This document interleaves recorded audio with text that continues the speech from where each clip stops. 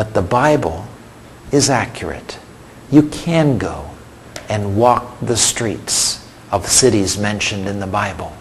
Though not all the cities mentioned in the Bible have been found yet. Year after year, new cities, new places, new evidence is found of items of places that were not before known. However, they were mentioned in the Bible. And that is a proof that the Bible is the Word of God. The fifth proof that the Bible is the Word of God is this. Throughout history, the Bible has changed lives.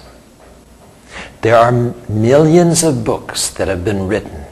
You can visit large libraries and read dozens and hundreds of books. And those books will educate you, teach you a skill, inform you about history or science, or they may entertain you.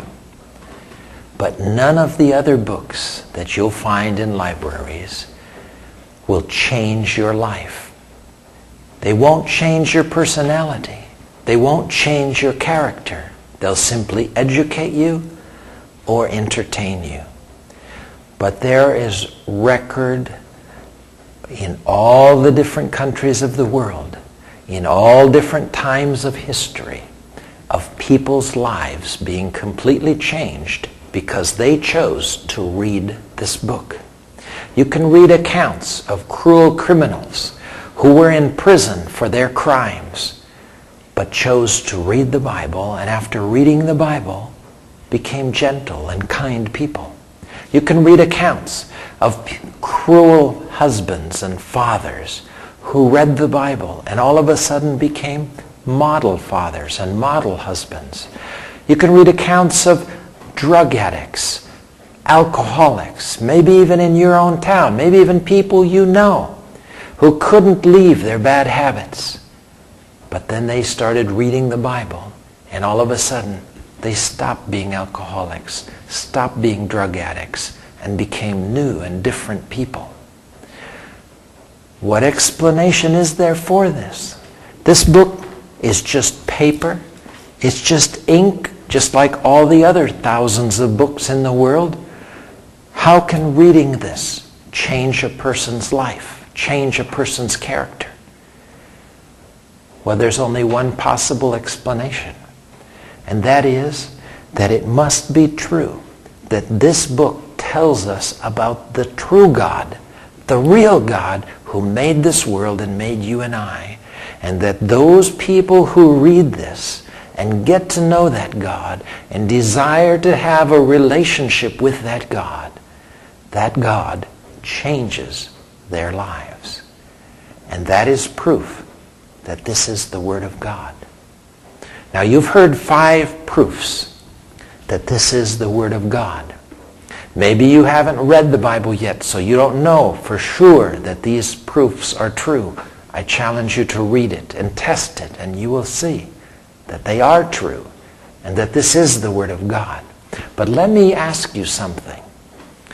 Let's say that it is true that this is the Word of God, the messages of God for His people that He created here on this earth.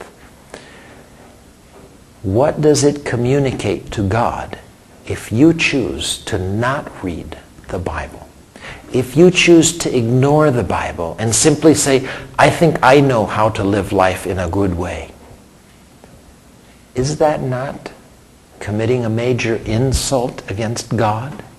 Is that not saying to the God who created you and who created this world, I don't want to listen to you. I think I know better how to live life than you.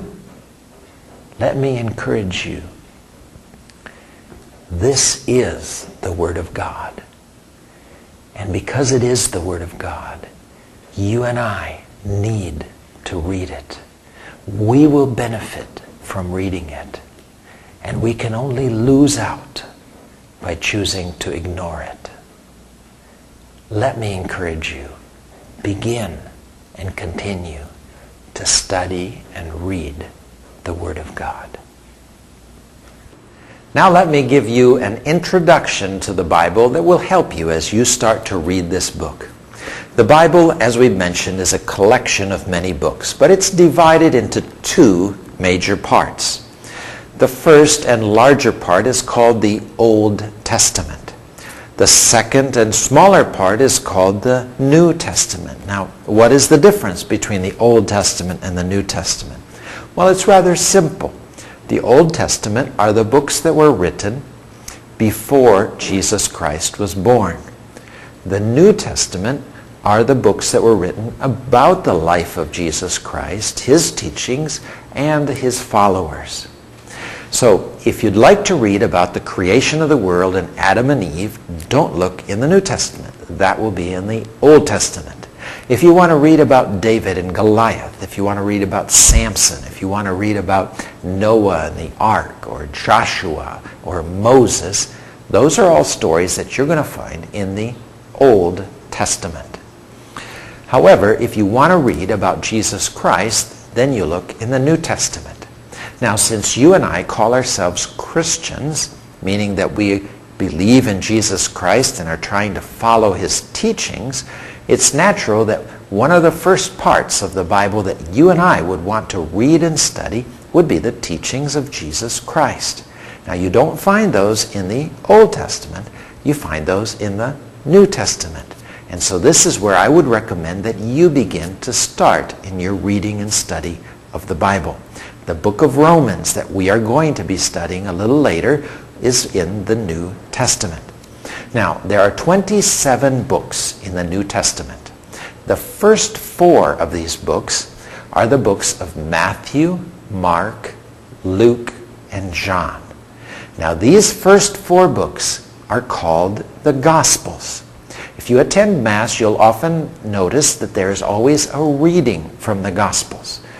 That means that that reading is taken from one of these first 4 books, Matthew, Mark, Luke, or John. Now, why are these called the Gospels? Well, the word gospel is an old English word which means the good story or the good news. And basically, these first 4 books contain the story of the life of Jesus Christ. So if you want to read about the birth of Jesus or his baptism, or you want to read about the parables, the miracles Jesus performed, or his teachings, or if you want to read about his death and resurrection, you won't find that in the Old Testament, and you won't find it in the other books of the New Testament. You'll only find that in the first 4 books, the Gospels, Matthew, Mark, Luke, and John. Now, all 4 of these books end with the death and resurrection of Jesus. And then the story ends. And you might wonder, well, what happened next? What happened to the disciples after Jesus ascended into heaven? Well, it's a very good question, and there's a good place to find the answer, and that is the next book, which is called the Book of Acts, or the Acts of the Apostles. This book begins with Jesus ascending into heaven, and then it records what the disciples did from that point on. It talks about Peter and James and John and the other disciples and the teaching that they did, the miracles they performed. It also talks about the conversion of Paul and his missionary travels and teaching.